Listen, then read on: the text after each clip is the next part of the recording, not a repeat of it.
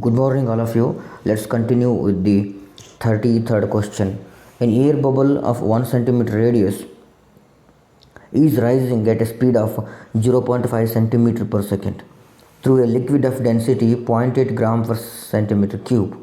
The coefficient of viscosity of liquid is 843 poise or 438 poise or 348 poise or 834 poise. Please remember that poise is an unit which we will use to measure viscosity. Okay, here he has also told that neglect the density of air, and in this condition what is the coefficient of viscosity of a liquid he has asked. So let us solve, then find out the answer.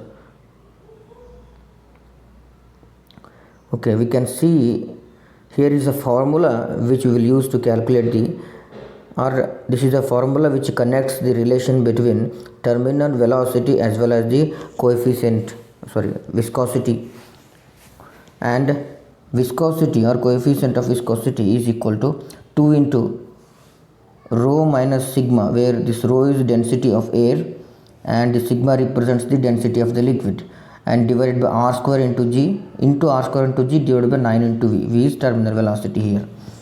And he has also told that density of air is 0, that's why this rho becomes 0 here. And other parameters he has given. 0.8 is density of liquid, r square radius of air bubble he has given, g is gravity, and finally the viscosity you will get it as 348.44 poise, and here the right answer is 348. Third option is right answer here.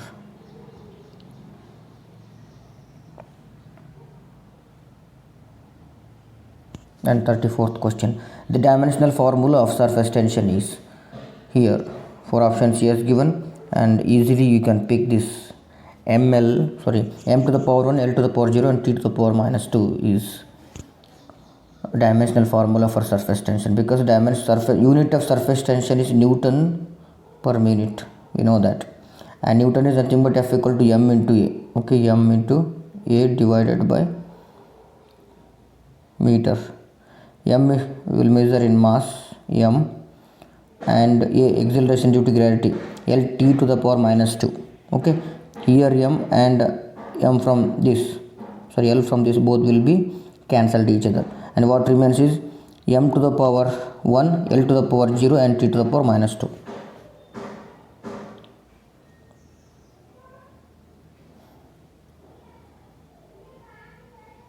That is the 5th question. When a wire ring is dipped into a soap solution and taken out, then soap solution wets the ring, a thin circular film is formed, or ring becomes heavy, or ring becomes clean. So which one among the 4 is right? Is that the second one, a thin circular film is formed. Okay, the right answer is a thin circular film is formed. When a wire ring is dipped into a soap solution and taken out, then a thin circular film is formed due to the surface tension. Okay, due to the surface tension, a thin circular film is formed around the ring.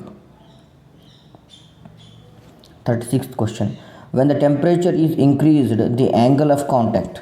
When the temperature of a given liquid or fluid increases, whether the angle of contact increases or decreases or remains same or becomes 0. Which one is right? Is when the temperature is increased, the angle of contact increases or decreases, he asked. The right answer is increases. Okay, when the temperature increases, the angle of contact also increases.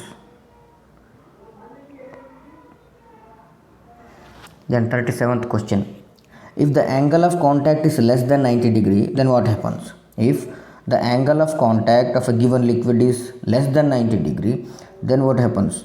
Whether there is a capillary rise, or liquid surface will be concave upwards, or liquid wets the surface, or all the above are true. If the angle of contact is less than 90 degree, and all the above will happen, that's why the right answer is option number 4. If the angle of contact is less than 90 degree, then there is a capillary rise you will observe, and as well as we will observe liquid surface will be concave upward, that also we will observe. And third option, liquid wets the surface, that also we will observe. That's why the right option is option number 4, all the above are true. 38th question, the capillary rise or fall is given by, the capillary rise or fall is given by, this formula already we have used, okay, easily we can choose this. The capillary rise or fall is given by this formula, option number 1, h equal to 2t cos theta divided by r rho into g. Here the theta represents the angle of contact. Please remember this formula, 2t cos theta by r into rho into g.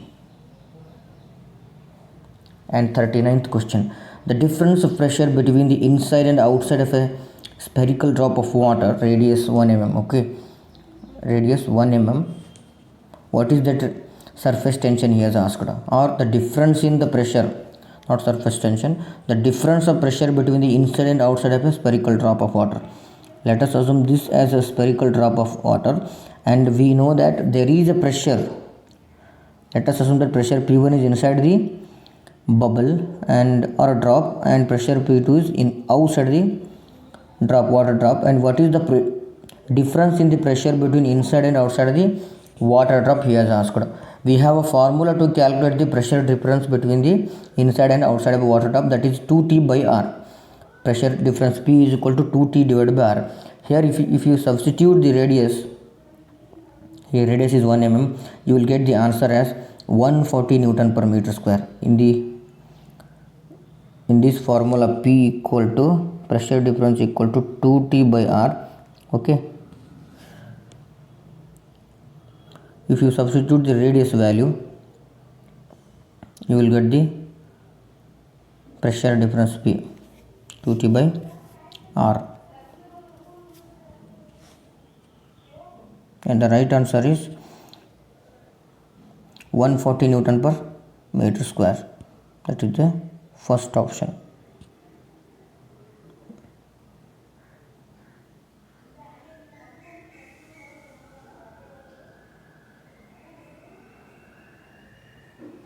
Fortieth question, if a liquid drop is broken into number of drops, then if a given liquid drop is broken into number of drops, then the total surface area increases, the temperature increases, surface energy increases, or all the above are true. The right option is option number 4. Right option is option number 4, which is all the above are true.